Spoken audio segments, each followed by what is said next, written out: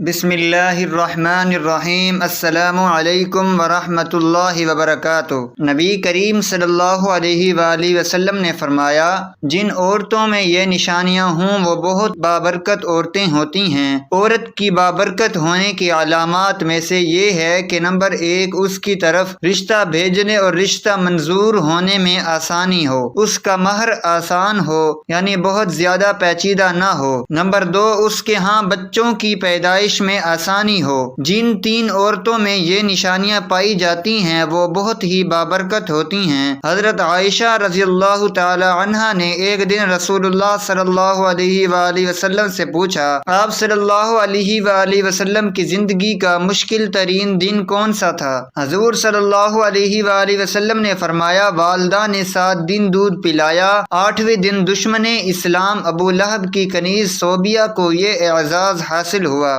صوبیہ نے دودھ بھی پلایا اور دیکھ بھال بھی کی۔ یہ چند دن کی دیکھ بھال تھی، یہ چند دن کا دودھ تھا، لیکن ہمارے رسول صلی اللہ علیہ وآلہ وسلم نے اس احسان کو پوری زندگی یاد رکھا۔ مکہ کا دور تھا تو صوبیہ کو میری ماں کہہ کر پکارتے تھے، ان سے حسن سلوک بھی فرماتے تھے، ان کی مالی معاونت بھی کرتے تھے۔ مدنی دور آیا تو مدینہ سے ابو لہب کی کنیز صوبیہ کے لیے کپڑے اور رقم بھجواتے تھے۔ یہ ہے شریعت۔ حضرت حلیمہ سعدیہ رضائی ماں تھیں، یہ ملاقات کے لیے آئیں، دیکھا تو اٹھ کھڑے ہوئے اور میری ماں پکارتے ہوئے ان کی طرف دوڑ پڑے۔ وہ قریب آئیں تو اپنے سر سے وہ چادر اتار کر زمین پر بچھا دی جسے ہم کائنات کی قیمتی ترین متاع سمجھتے ہیں۔ اپنی رضائی ماں کو اس پر بٹھایا، غور سے ان کی بات سنی اور ان کی تمام حاجتیں پوری فرما دیں۔ یہ بھی ذہن میں رہے، حضرت حلیمہ سعدیہ نے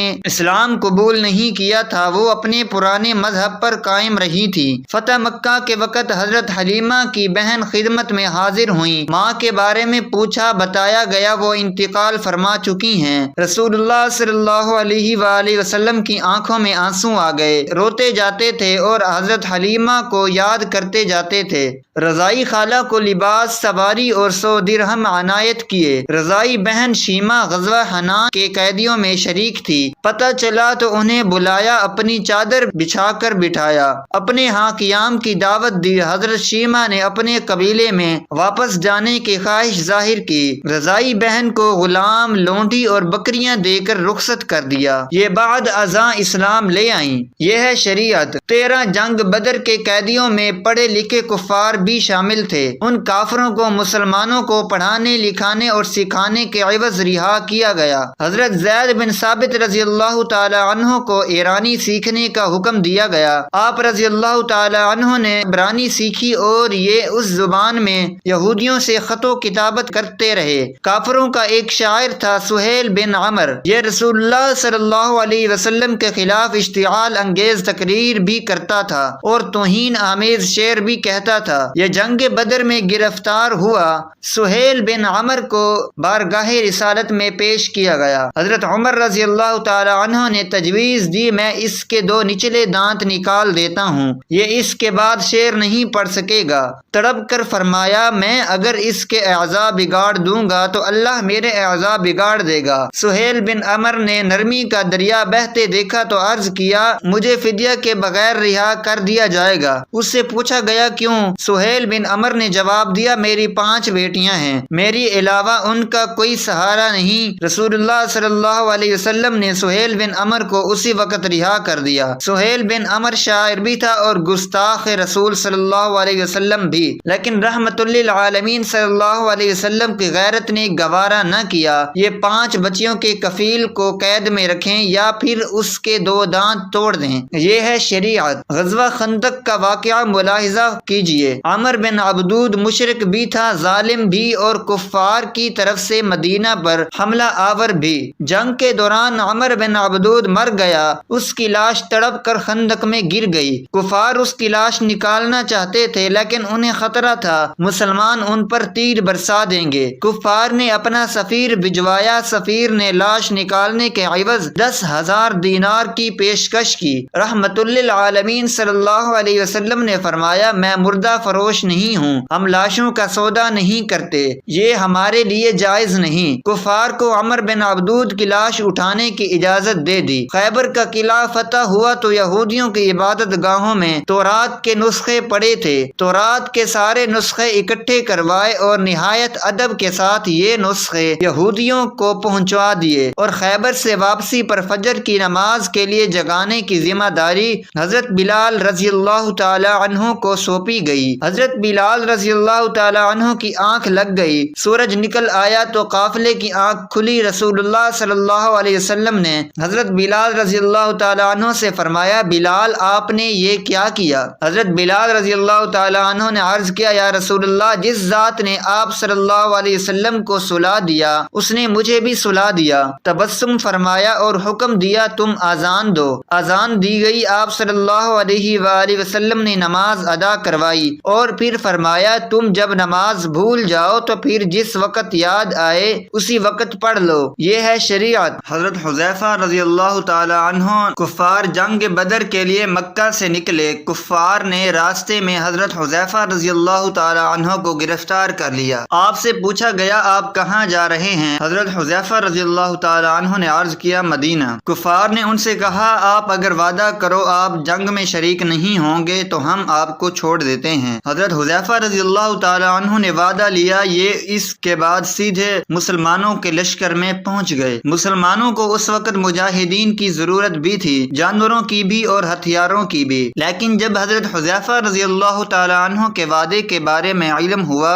تو مدینہ بھجوا دیا گیا اور فرمایا، ہم کافروں سے معاہدے پورے کرتے ہیں اور ان کے مقابلے میں صرف اللہ سے مدد چاہتے ہیں۔ نجران کے عیسائیوں کا 14 رکنی وفد مدینہ منورہ آیا۔ رسول اللہ صلی اللہ علیہ وسلم نے عیسائی پادریوں کو نہ صرف ان کی روایتی لباس میں قبول فرمایا بلکہ انہیں مسجد نبوی صلی اللہ علیہ وسلم میں بھی ٹھہرایا اور انہیں ان کے عقیدے کے مطابق عبادت کرنے کی اجازت بھی دی۔ یہ عیسائی وفد جتنا عرصہ مدینہ میں رہا یہ مسجد نبوی صلی اللہ علیہ وسلم میں مقیم رہا اور مشرق کی طرف منہ کر کے عبادت کرتا رہا۔ ایک مسلمان نے کسی اہل کتاب کو قتل کر دیا۔ آپ صلی اللہ علیہ وسلم نے مسلمان کے خلاف فیصلہ دیا اور یہ مسلمان قتل کے جرم میں قتل کر دیا گیا۔ حضرت سعد بن عبادہ رضی اللہ تعالی عنہ نے فتح مکہ کے وقت مدنی ریاست کا جھنڈا اٹھا رکھا تھا۔ یہ مکہ میں داخل ہوتے وقت جذباتی ہو گئے اور انہوں نے حضرت ابو سفیان رضی اللہ تعالی عنہ سے فرمایا،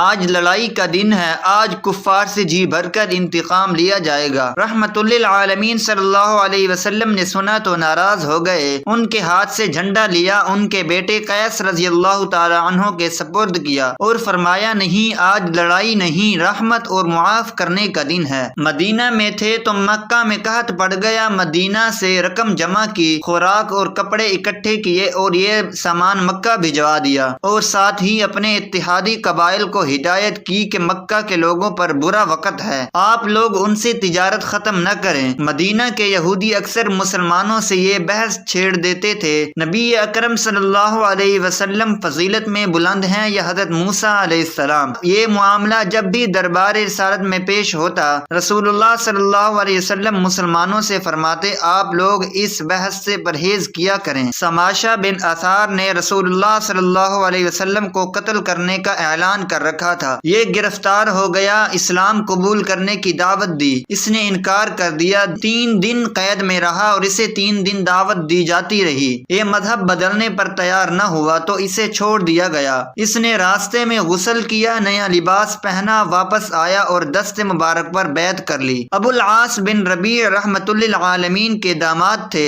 رسول اللہ صلی اللہ علیہ وسلم کی صاحبزادی حضرت زینب رضی اللہ تعالی عنہ ان کے عقد میں تھی۔ یہ کافر تھے، یہ تجارتی قافلے کے ساتھ شام سے واپس جا رہے تھے۔ مسلمانوں نے قافلے کا مال چھین لیا، یہ فرار ہو کر مدینے آ گئے اور حضرت زینب رضی اللہ تعالی عنہ کے گھر پناہ لی۔ صاحبزادی مشورے کے لیے بارگاہ رسالت میں پیش ہو گئیں۔ رسول اللہ صلی اللہ علیہ وسلم نے فرمایا، ابو العاص کی رہائش کا اچھا بندوبست کرو مگر وہ تمہارے قریب نہ آئے کیونکہ تم اس کے لیے حلال نہیں ہو۔ حضرت زینب رضی اللہ تعالی عنہ نے عرض کیا، ابو العاص اپنا مال واپس لینے آیا ہے۔ مال چھیننے والوں کو بلایا اور فرمایا گیا، یہ مال غنیمت ہے اور تم اس کے حقدار ہو، لیکن اگر تم مہربانی کر کے ابو العاص کا مال واپس کر دو تو اللہ تمہیں اجر دے گا۔ صحابہ رضی اللہ تعالی عنہ نے مال فوراً واپس کر دیا۔ حضرت زینب رضی اللہ تعالی عنہ قبول اسلام حرام کی وجہ سے مشرک خاوند کے لیے حلال نہیں تھی، لیکن رسول اللہ صلی اللہ علیہ وسلم نے داماد کو صاحبزادی کے گھر سے نہیں نکالا۔ یہ ہے شریعت۔ حضرت عائشہ رضی اللہ تعالی عنہا ایک دن رسول اللہ صلی اللہ علیہ وسلم سے پوچھتی ہیں، زندگی کا مشکل ترین دن کون سا تھا؟ فرمایا، وہ دن جب میں طائف گیا اور عبدیہ لیل میں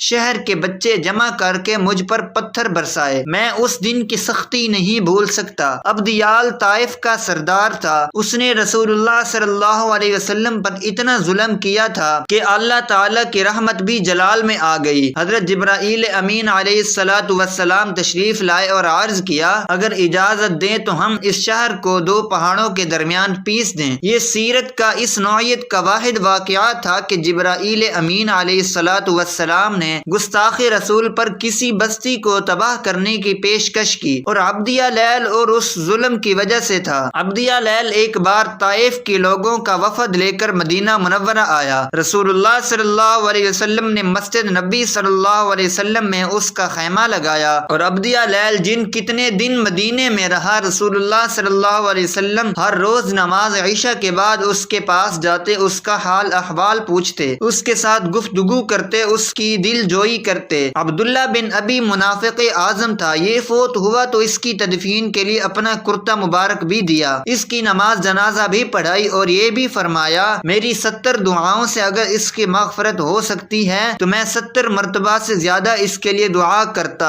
یہ ہے شریعت۔ مدینہ کی حدود میں آپ کی حیات میں 9 مسجدیں تعمیر ہوئیں۔ آپ صلی اللہ علیہ وسلم نے فرمایا، اگر تم کہیں مسجد دیکھو یا اذان سنو یا اذان کی آواز سنو تو وہاں کسی شخص کو قتل نہ کرو۔ یہ ہے شریعت۔ ایک صحابی رضی اللہ تعالی عنہ نے عرض کیا، یا رسول اللہ صلی اللہ علیہ وسلم، مجھے کوئی نصیحت فرمائیں۔ جواب دیا، غصہ نہ کرو۔ وہ بار بار پوچھتا رہا، آپ صلی اللہ علیہ وسلم نے ہر بار جواب دیتے، غصہ نہ کرو۔ یہ ہے شریعت۔ اور اللہ تعالی نے ایک جگہ رسول اللہ صلی اللہ علیہ وآلہ وسلم کے بارے میں فرمایا، پیغمبر صلی اللہ علیہ وآلہ وسلم اللہ کی بڑی رحمت ہیں، آپ لوگوں کے لیے بڑے نرم مزاج واقع ہوئے ہیں، آپ تنخو اور سنگ دل ہوتے تو یہ سب آپ کے گرد و پیش سے چھوٹ جاتے۔ اور یہ ہے شریعت۔ لیکن ہم لوگ نہ جانے کون سی شریعت تلاش کر رہے ہیں، ہم کس شریعت کا مطالبہ کر رہے ہیں۔ تو ناظرین، ویڈیو اچھی لگے تو لائک ضرور کیجیے گا اور شیئر بھی کیجیے گا، اور ابھی تک آپ نے ہمارے چینل کو سبسکرائب نہیں کیا تو پلیز ہمارے چینل کو سبسکرائب کریں۔ اللہ تعالی ہم سب کا حامی و ناصر ہو، آمین ثم آمین۔